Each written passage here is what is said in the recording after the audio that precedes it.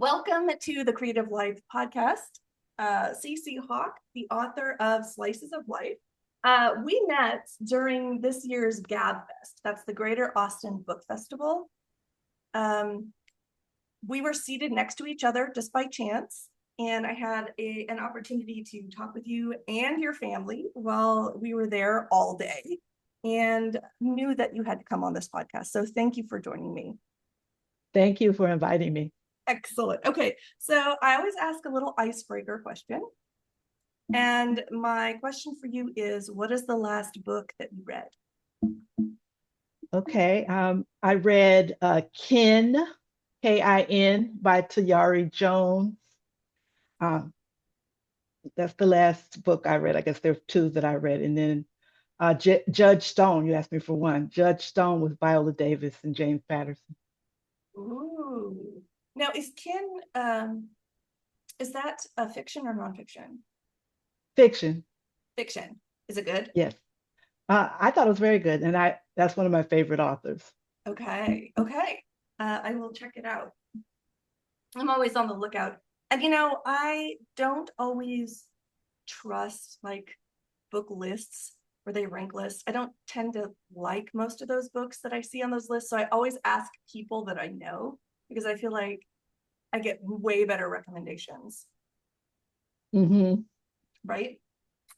Okay, so let's talk a little bit about where you're from and who you are.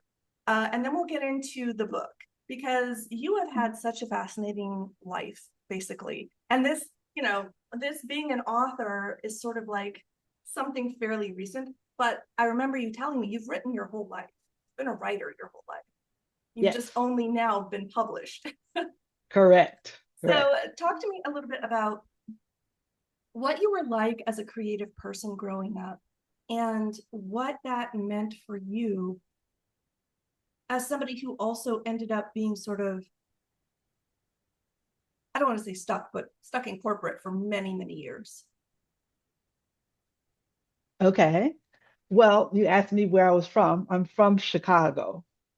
And I am an only child, the child of, two teachers. So I didn't have any siblings. So I read a lot. So I was a quiet child. And my parents both pretty much had big personalities.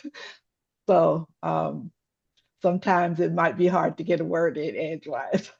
But I wrote a lot as a child in journals and diaries and that sort of thing. But I think I was a pretty quiet kid. Uh, my mom is from a large family. She's the oldest of eight, but there's a big age difference between her and her youngest siblings. So her youngest siblings were kind of like uh, quasi siblings to me because her youngest sibling, one was just 4 years older than me and one was 5 years older than me. And so the one that was 4 years older than me was kind of like she was an aunt, but more like a best friend too. So Very nice. And so that when you were little mhm, CC, mhm. and growing up with this kind of extended family around you in Chicago, and you have these two dynamic parents, and when you were a little shy girl, how were you expressing your creativity? Well, through writing. That was how I expressed myself. Through the writing, because it was something that I did when I didn't think people, understood me, and if something was going on, that was the way I would kind of work it out, write it out. So um, that I so other things. I mean, I did take piano lessons. I never became like a great musician or anything, but I guess I did in high school start a choir. So I mean, I guess that was another creative thing. Yeah, I'd say so. Yeah, Wonderful. Did you show your writing to other people or were you keeping it to yourself? I always kept it to myself. Oh, how come? Well, I think, when you're expressing yourself and your true feelings, it's kind of you're vulnerable to show that to people. You don't know how they're going to react. And I guess if it was something that you were expressing about them, you might not want them to see it. That's a So, good point. That's a but really good point. I think that carried on through adulthood. I really didn't show it to people. Well, I've been married for 38 years. So I showed, my husband was one of the people that I showed my writing. And then after college, I participated in a couple of writing groups. Um, and so I showed people there some of the writing, but for the most part, I didn't show it to people.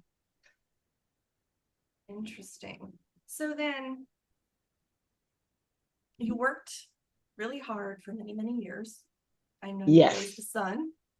yes, You got to a point where you were still writing in your, I yes, guess, 50s and now 60s. Is that right? yes. Okay.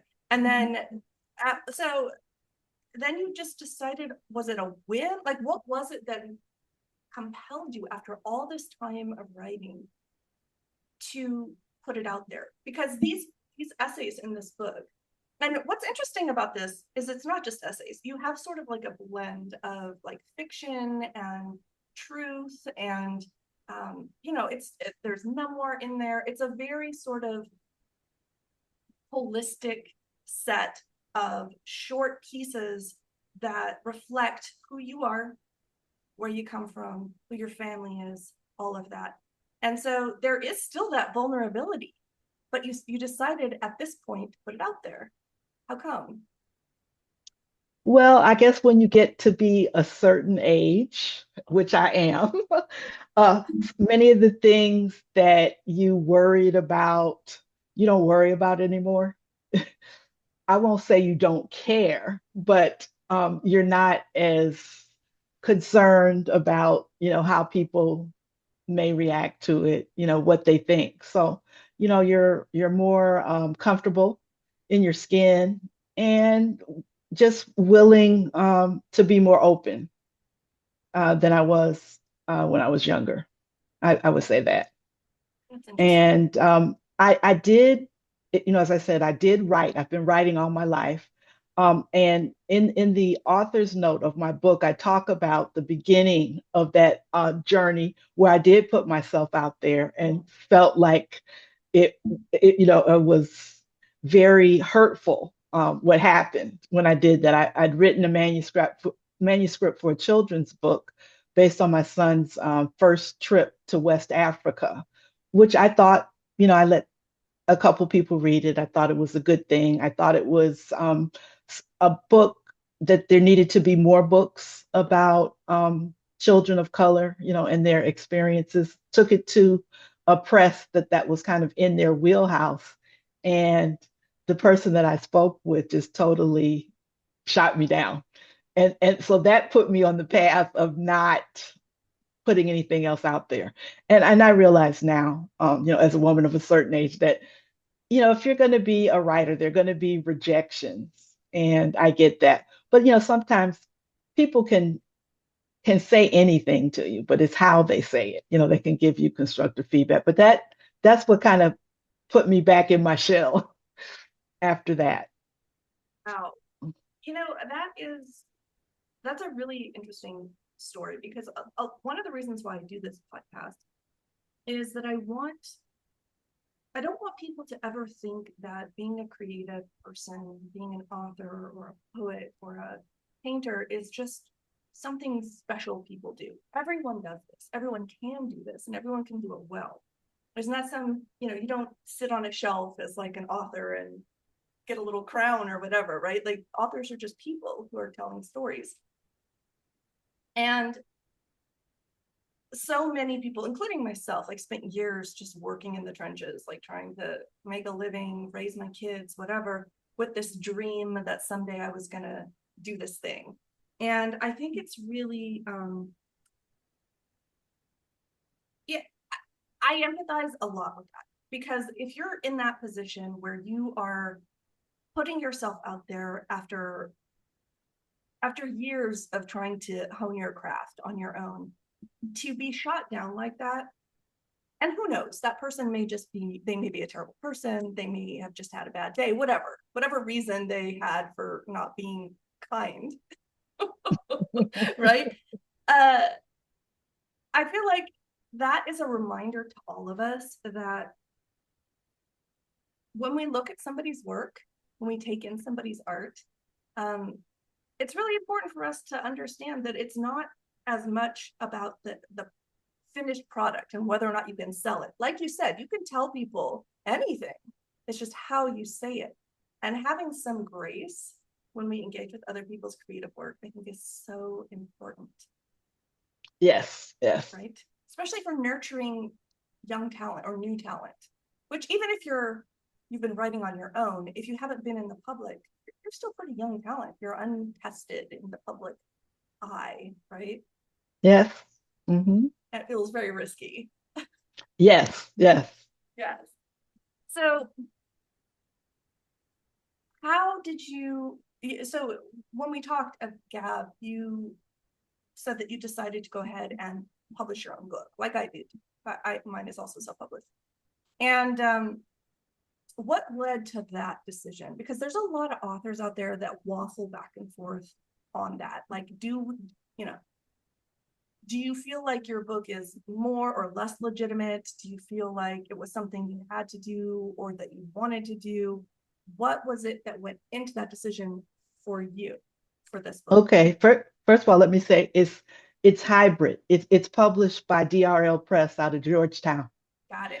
Okay, so what led to my decision to go forth with it is that I joined a writing group in Georgetown called the San Gabriel Writers League when my husband and I moved to Georgetown from Chicago. It was like one of the first things that I did. I said I was close to retirement. I wasn't retired yet, but I said I'm close to retirement. And so when I retire, I'm going to write. So I got in this group, which is a large group of people that are published authors, unpublished writers, but it also had publishers, graphic designers, illustrators, editors, all in this group. And so I was in the big group, but I also joined a smaller critique group, which was an opportunity to actually share my work with a few other people. And that was really the thing that gave me the confidence to do it because in sharing my work with these other people, I got a lot of positive feedback. And there was one person in particular in my group whose writing that I admired very much. And he told me, Karen, this is really good. I would buy this. And then also, I entered a couple of writing contests as part of the writing group and placed in those contests. And those were, you submit your work not under your name and people read it, they don't know who's writing it, and got a lot of positive feedback. So I was like, well, maybe I have something here. And I guess I have to admit that my husband has been encouraging me all along. And he was telling me it was good, but I felt like he was being kind because he's my husband and he loves me and he has to say that. He was like, "Well, I've been telling you this all along. You had to have somebody else come and tell you." So, so that's what encouraged me to go forward. And so, when I reached a certain birthday, I said to myself, I said I wanted to publish a book. So, it's when am I going to do it? If not now, when? So I said to myself on that birthday, which was a milestone, by my next birthday, the birthday present that I want to give to myself is to have this book published. And so 2 weeks before my birthday, it was published. And I worked with this local press, DRL Press. The owner is Danella Luger. Um, she was part of that group, the San Gabriel Writers Group. She's an editor and a publisher. So it was done. So I said, if it may be my only book, but it's something I said I want to do. So I want to meet that goal. But now I'm working on the second one. So, Excellent. That was going to be my follow-up question. and I'm going to publish that children's book that I wrote 35, 30 years ago. I've decided that I'm going to Wonderful. do it. That's amazing. Talk for folks that don't know, and I'm not exactly clear either. What does a hybrid publisher do? As opposed to like the traditional route, which is like you have an agent, you send off your manuscript and they take care of it for you, and then you show up and do appearances and sign books. Or what I did, which is basically I had to do everything myself. I hired my own editors, I hired my own designers, that kind of thing. So what does your publisher do for you? Okay, so the way DRL Press works, and that's the only one I can speak to, is Danella Luger, who's the owner and editor and publisher. She's an editor and publisher. So I hired her to edit my book, and she did that. But she also had other people that she worked with, like a graphic artist, that a graphic designer who designed the inside of the book as well as the cover. But then, so once we got to the final manuscript, all of that was actually uploaded into, Amazon's KDP platform. But it has, if you look at my book, you'll see on the spine, it says DRL Press um, at the bottom. Yes. Yeah. And so she's published many books, and, she has her own website and that sort of thing. So my book appears on her website, it appears on Amazon as well as my own website.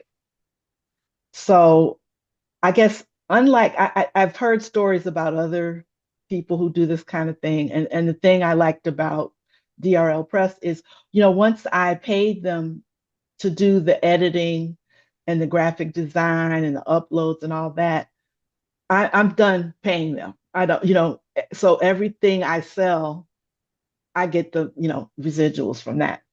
So, but I've Oh, heard that's others, great. yeah. So I thought that was a good way to do it. No, it is a great way to do it because I think for independent authors, that's the hardest part is finding people you can trust who understand your vision for your work and who can help you get it to that point. No, there's this like fantasy that a lot of authors had, including me growing up, like that great novels are written by individual people hunched over typewriters, smoking cigarettes and drinking coffee for hours at a time, right? And then they're all done and they give their manuscript to a publisher. And that is not how it works at all.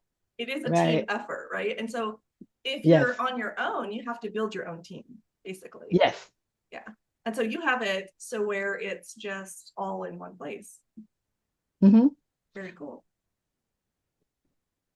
And I don't, I'm not sharing profits. Yeah, yeah.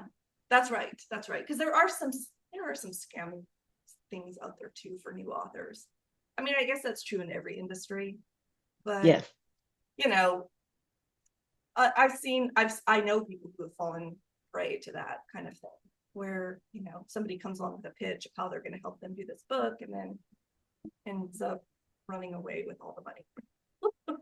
Well, I had the good fortune of having been involved in the San Gabriel Writers League, and I worked right alongside with this woman. I actually became very involved in the group, became treasurer of the group, and at that time she was the vice president. So I had, the opportunity to work with her over the course of a year and get to know her and see, you know, see how she did business, and was very comfortable with her, and knew from just talking with other people, in the group, that she was, legitimate.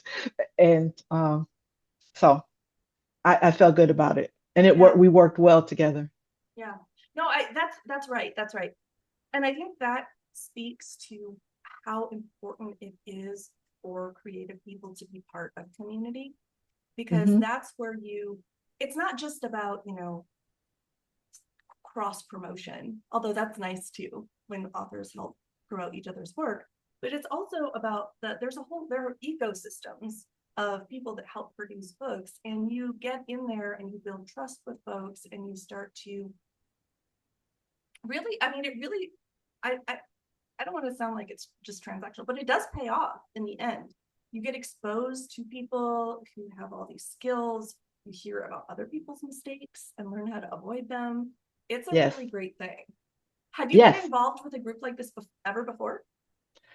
I did, but it was just on a very limited basis. It was just a small, like, writing group, critiquing each other. It wasn't part of a larger organization. So, um, being in San Gabriel's, something I really was all in. As I said, I became treasurer of the group. My husband and I became co-chairs of the 35th anniversary of the group, the dinner, we did all that. So I was really involved. And I was going to say, and since then, in addition to joining that, within the last year, I joined the Writers League of Texas as well, Good. and have been to a couple of events that they have Very had. good. Yeah, we're lucky in Austin. We have some really good resources here. What I love about the story that you told here, most of all, is that you were like, you knew ahead of time. You're like, I'm getting ready to retire. I'm going to put things in motion now. Right? Yes. As opposed to like sitting around and wait. Like, it's so easy to procrastinate as a creative person. But like, this was something that you were like priming yourself for long before you had the bandwidth. You're like, okay, it's coming. I'm going to have this spare time. I know I want to use it. How do I set myself up for success? And so you got involved with this group, which is awesome. Yeah, it's been a great experience, being involved in the group. I met a lot of great people and have collaborated with some of the other authors in the group Yeah. to do some, as you say, cross promotion. Yeah. Yeah. Lots of that. Okay. The other thing I want to talk to you about, so we're talking about community, but also your family, which you write about extensively. And I got to meet your mom and your husband, who at GabFest, they were wearing t-shirts like my favorite author is my wife, and my favorite author calls me mom. I can't remember if it was exactly that, but they were That's there. it. Yeah, That was they it. showed up. Yeah.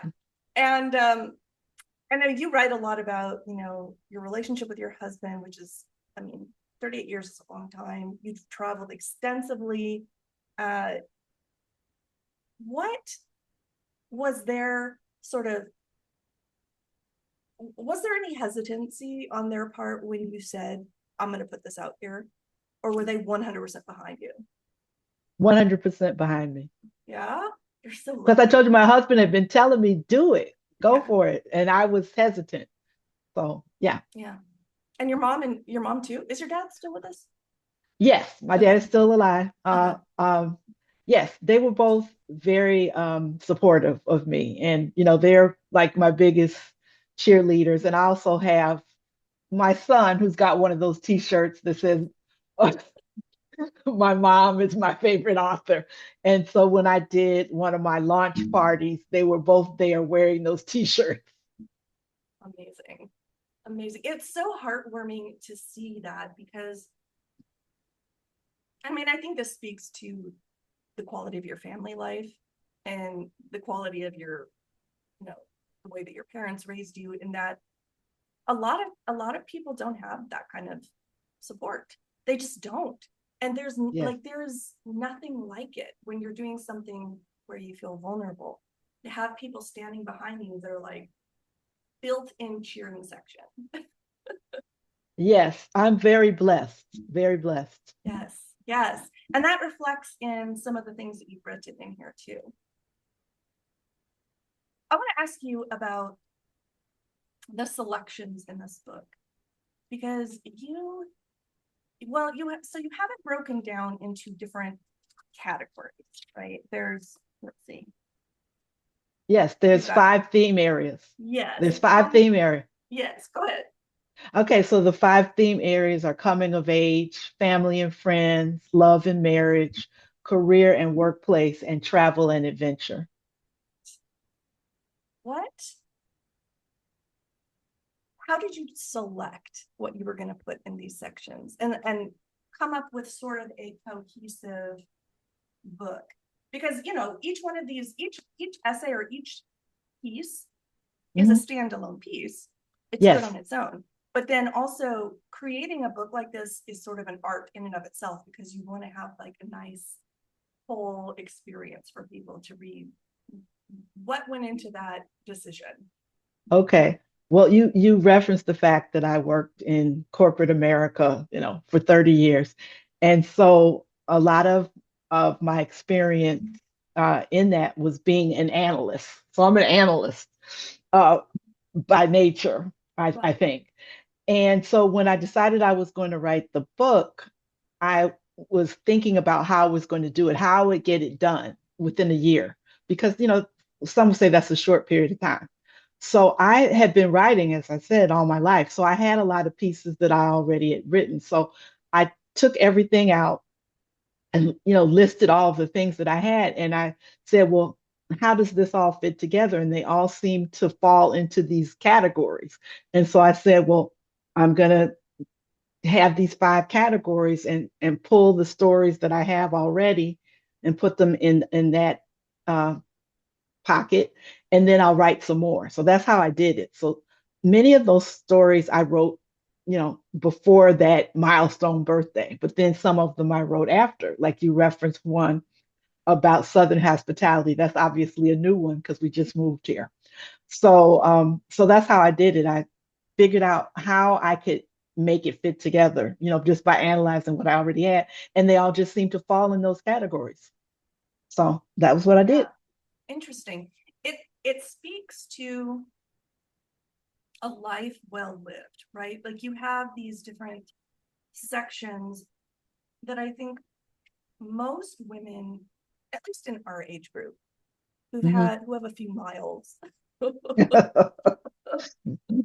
um, are at a point where we can look back and reflect. And so reading some of your things are not just about us, right? Like the coming of age stuff is very much related to your experience. But then you also wrote about, the generation of your parents, and you didn't write specifically in the first person or about you in a nonfiction way. So some of these pieces may be partially fictionalized. I'm not really sure. I hesitate because I Yeah. don't want to say you wrote this about yourself. Yeah, some of it is memoir, Yeah. and fictionalized, and as I say, I changed some of the names and locations to let's see, the innocent and the guilty, not to reveal who they are. Yeah. But Yeah. yes, But but some of it's pure fiction. Some of it's pure fiction. But I will say one of the stories you referenced, the camp story, that is, biographical, yeah, basically. yeah. That was a pretty intense story too, because obviously you're a Black woman having been raised throughout the 60s and 70s, right? And so you have had a profoundly unique experience in this country that many, many people have not had, right? Mhm. And yet, as I'm reading through it, right, like I read this story about you going to camp and being stuck in this stupid cabin with all these annoying white girls. And at the same time, I also really can, because there's something universal in there too about being the Mhm. shy girl who doesn't necessarily fit in. And that part is very relatable, right? So, as a reader, and as a white reader, not only do I get to learn insights about your unique experience, but then I also have that opportunity to sort of look back at my own life and be like, I can relate to that in some ways. I've had a lot of people tell me they relate to that story, and I will tell you that they were not all people of color. Isn't Uh, that sad? well, I mean, I think it's the whole teenage Yeah. mean girl, teen angst. I mean, it's something Yeah. many people go through. Yeah. Yeah. Yeah. I hear that. Um, and then And then you wrote also one about the generation before yours. And I'm not going to say that this was about your family or whatever, but you know, the father with his wife and daughter reflecting back over his father's life and his mother's life and some of the hardships and, you know, unconventional ways that he had to grow up and how that informed his decisions about how he was going to raise his family. Mm-hmm. Right. And that is, it's just, I love to see this sort of generational narrative, Mm-hmm. mainly because, you know, I don't have that. I personally don't have those kinds of stories to tell. So I think it's very cool and interesting that you not only, I mean, obviously you're in touch with your own family, but also you're very much part of a community where you've heard these stories, extended family and friends, and you understand sort of the, I don't know, the arc of what this community has lived through Mm-hmm. over the decades, right? Yes. What was the hardest part about putting this book out? Hmm. Well, I will say, like many authors I've heard say that the writing part is the easiest part, the promoting is the hardest part of it. But just trying to get it as you know, it's not going to be perfect, but to try to get it as perfect as you can, and what to cut out and what to leave in, because I have many more stories, and some of them started out longer than they are, and I've cut them down. So just deciding what should go and what should stay. But then after that, the promotion to me is much harder than the writing. Yeah, I know. What are you doing besides GabFest, obviously? um Several things. One thing that I've done, I kind of referred to this before, is I've collaborated with a couple of the authors that are in San Gabriel's Writers League. And so when the book first came out, we kind of did this dog and pony show. I met two other women who had published books right around the same time. And so we put together this program called The Power of Women's Voices, and we went to different libraries in Texas, and put on a program where we read from our books and answered questions and sold books. And it was good because our books were completely different from each other. So we're not competing with each other. We're collaborating. And so one woman's uh, book was about her experience escaping the Rwandan genocide. And the other woman's book was about her being a nun and getting out of the Catholic Church, leaving that as a vocation. So so we did that, and it was interesting because when people would come to the program, it's kind of something for everyone. I guess mine had some serious things in it, but some funny things, and theirs were, a little bit more serious. And so those authors were Clementine Masengi and Carrie Dashnaw. And Carrie's was Yearning to Be Free, and Clementine's book, it'll come to me in a minute. I'm having a senior moment. Was about escaping genocide in Rwanda. So that's one thing I've done. I've also kind of used my community to help, me promote. In fact, my first launch party was at my mom's church, uh, which was great because they were celebrating a milestone, anniversary. And so actually pastor got up and said, our member's daughter wrote this book. I read it. It's good. You should buy it. We're gonna Endorsement of have the century. what you say? That's an endorsement of the century. right. So we had it after the church had their big anniversary program. So, there were a lot of visitors there, and then my friends came and we did that. So that was great. And then I did one here in Georgetown. I'm a member of a group called Ebony Ladies.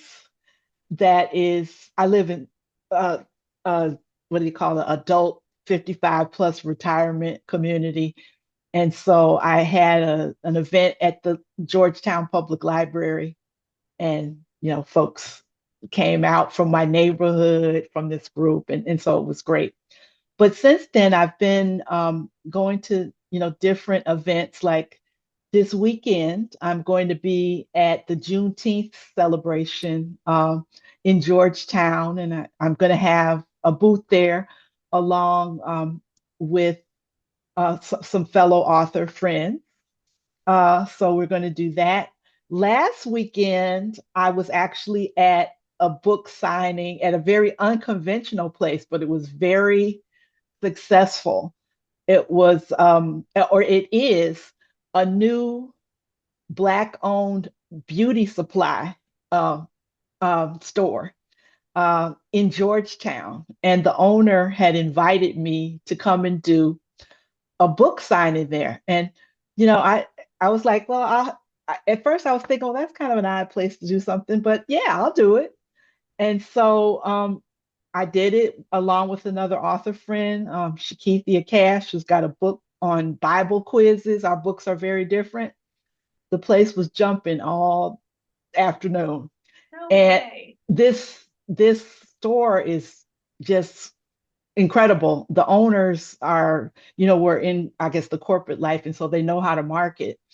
And so they had us there at the front of the store with the books, but then they had a room in the back where they had us reading every half an hour. And then they beamed what we were reading to the front of the store so the people could see it on a big screen, what we were reading in the back. So it was it was great for them, and it was great for us because it introduced us to a new audience and them to a new audience from the people that we were inviting. So, we've been trying to do, some innovative things. I've been at book club presentations. So those are some of the things that I'm doing. That is amazing. One, you are a hustler. I haven't even done a quarter of what you've done. That is amazing that you're out there doing all of this. Two, the fact that like I love when people are creative in the way that they do everything, not just their art, but the promotion. And like that idea of that store, they understand who their market is, they understand what's going to appeal, and they also are clearly wanting to lift other people up in the community. And it just I like when I love to see it when groups of people are like, yeah, we could do it this way, or we could do it this way and invite other people to participate. And the result is everybody has a good time, you get so much more exposure, and you build much stronger community ties. That is so cool.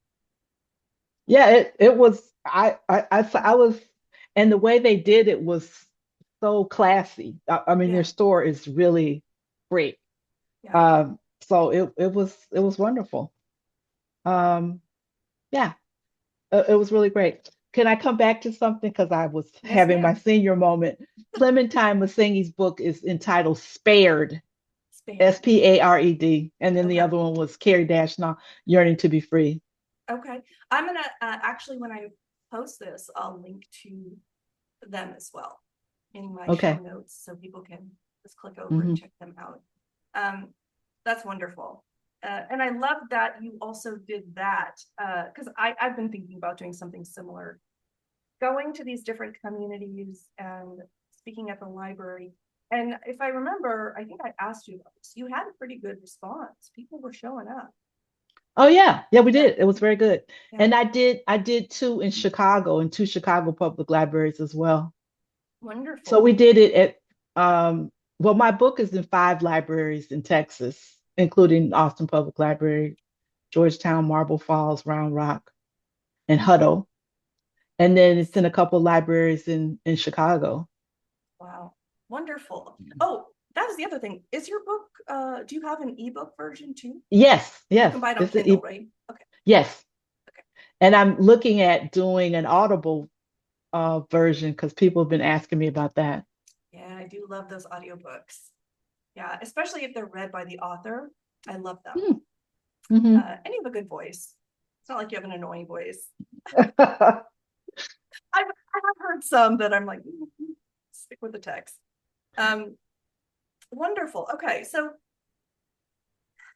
talk to me just a little bit about what you have learned through this process that you're carrying forward as a writer. Because your first book is like a big deal. It's you learn so much through that process, right? What are you taking forward as you're writing your second? Well, to do more planning for the launch, for sure, to hype things up for that. It's not like, ta-da, here's my book. I think a whole bunch of people are going to buy it. Uh, and I learned from my participation in the San Gabriel Writers League, when I asked people, well, how many books, does a new author sell? And so I remember the president telling me, well, if you sell 50 to 100, that'll be good. Right. I said, well, I guess I'm doing pretty well then because I've already exceeded that. So, Nice. um, and the other thing is, I'm not a huge social media person. And so I had to be drawn kicking and screaming back into social media. I had a Facebook page that I established a long time ago. And the last thing I had posted on it was in 2009 when my son graduated from high school. And so, I'm a pretty private person. So it's like I don't, post things. And I'm always tickled when I see people posting things like, okay, here's what I had for lunch. Look at this. I was like, okay, and I care about that because why? No. uh, so I know I need to step up my social media game, and so I've done a couple things. I had professional headshots taken. I'm trying to, be very professional. I've got a website now, and I'm trying to be just very consistent in my marketing and branding. And I do have a business background. And here's something that's interesting that people might find interesting. Uh, I worked in a not-for-profit as a director, actually for the American Bar Association, and I was the director of science and technology law. And so, as part of my responsibilities, we publish books every year in that field. And so, I worked with writers and editors and graphic designers. That was part of my everyday, that was one part of my job. And so, that was the other thing that I said to myself, now I'm doing this for other people. I need to do this for myself. Mm-hmm. So I was exposed to that part of the business, but much of my role had to do with running uh running the section and doing the financial things and being responsible for that and being responsible for programming, national programming, that sort of thing. So, I have a business background, so I said I need to use that to work for myself Yeah. rather Yeah. than me helping other people be successful. Not that there's anything wrong with that, but I need to do it for myself. Yeah. I feel like I was in marketing for 20 plus years, so I know exactly what you're saying. And for some reason, it just feels, I don't know, it just feels harder to do it for myself. I don't know why, but I need to do it for myself. And I keep telling myself, you know what to do, just do it. Um, did you ever do The Artist's Way? Did Do you I know ever give what? do you know the book The Artist's Way? Oh no, I'm not familiar with it. Okay. I'll write it down. Yeah, you might like it. It's basically it's a book on how to sort of support your creativity. But one of the things she talks about in the beginning of that book is how a lot of creative people who, for whatever reason, they have closed the door on their ambition, their creative ambitions, end up in these roles where they're supporting other creative people, right? Hmm. And they just assume, well, that's, this is my role. I'm here to be the supporter of the creatives. And all the while, deep inside, you're like, I'm a creator too. And so I'm really glad you found your way here. As opposed, I mean, it's wonderful that you spent so many years helping other people and people and what they were doing. And you had a great career. But, to me, there's nothing better than living a creative life and having this opportunity to work with and around creative people and put your stuff out there. And I'm thrilled for you that you got to do it and that you didn't wait till it was too late. That's always my fear. Yes, Yeah. yes. Yeah. Well, I have, this motto now, that this is not a dress rehearsal. Life is not a dress rehearsal. I spent too many years kind of waiting for my life that I wanted to happen, to happen. And then it's like right now, it's like I'm living my best life. That's what I'm doing. I'm living my best life. And I will say, kind of in response to what you're saying about people, creative people not pursuing that, one of the things it is part of the reason I didn't was because of how I grew up, and it was like always, you want to have a safe, career, what's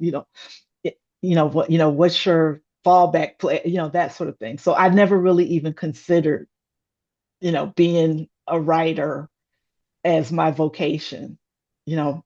So that was why I didn't, pursue that.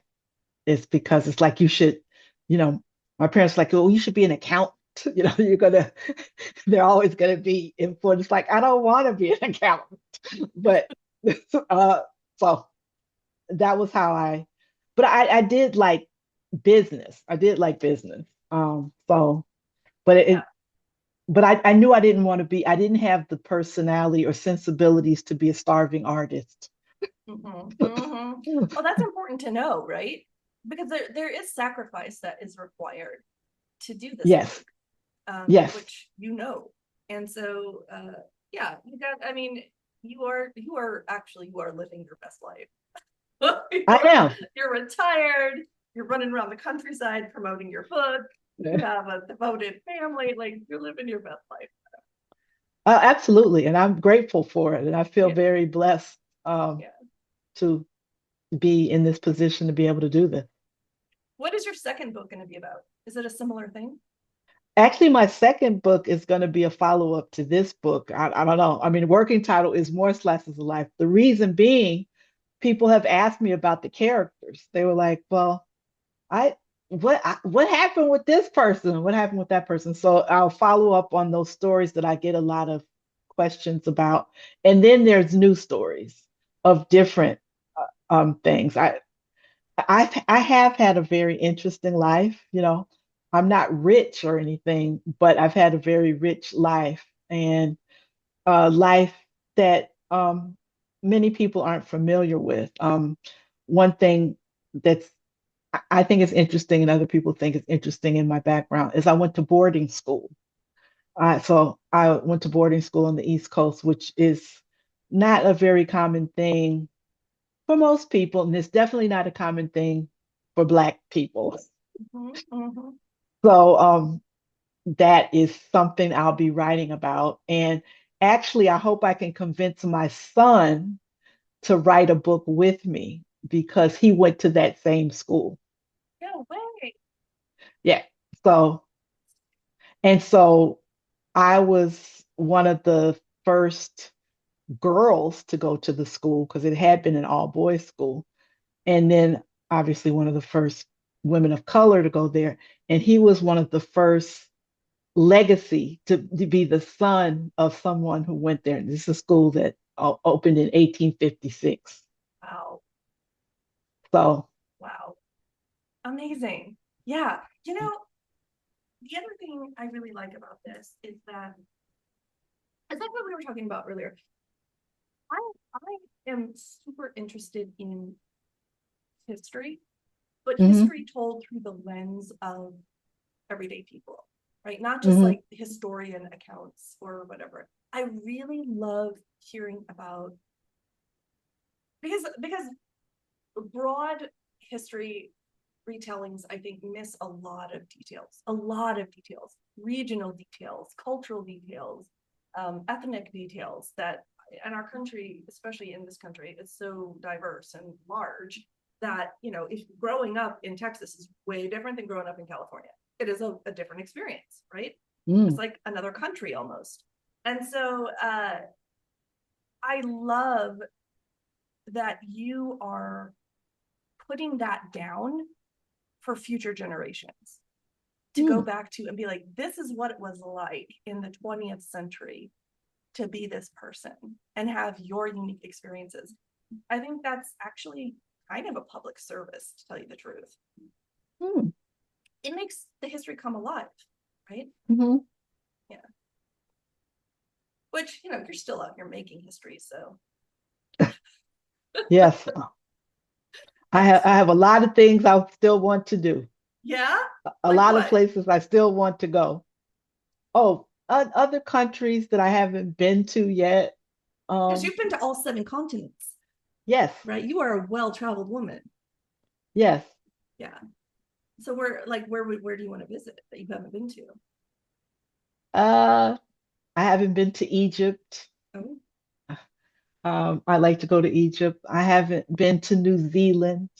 oh yes. Uh, I've been to Australia. I've been to Thailand. I've been to Malaysia. Been to Korea. Been to Taiwan. But there's Marrakesh. So, I have a lot of places I still would like to go that Yeah. I haven't been. And then there's places I would like to go back to. Mhm. So yeah.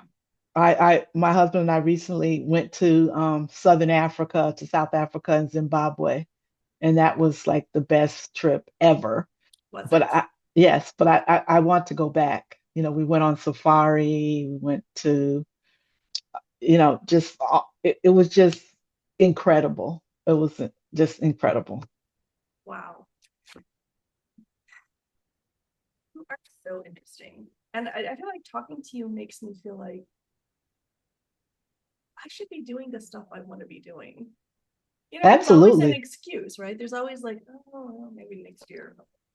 No, it's okay. We should all be out here living our best lives like Susie Hawk. And like Nike says, just do it. Is that the new slogan? Okay, I'm in. Um, as a closing question, maybe I'd like to hear what you would tell yourself 10 years ago, right? If you were going back to where you were still, quite a ways away from retirement. You had still not moved to Texas. You had not written this book. And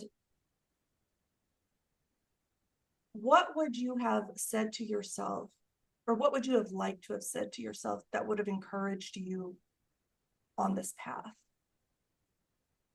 Well, one thing I would tell myself and anybody else is just to have more balance in your life. I would have told myself to have more balance in my life because, 10 years ago, I was working really hard. And, a lot of times I would miss things because I was working. And I guess, sometimes you have this fear, it's like fear. I'm going to lose my job if I don't do this or don't do that. But it's like, you get another one.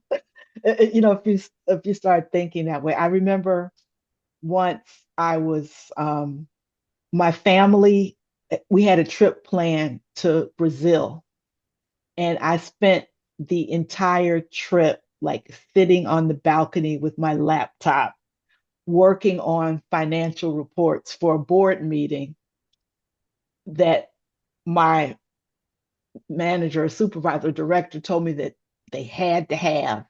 And then, I faxing it, sending it back, come back to the country, and they cancel the meeting. It's like I ruined my whole.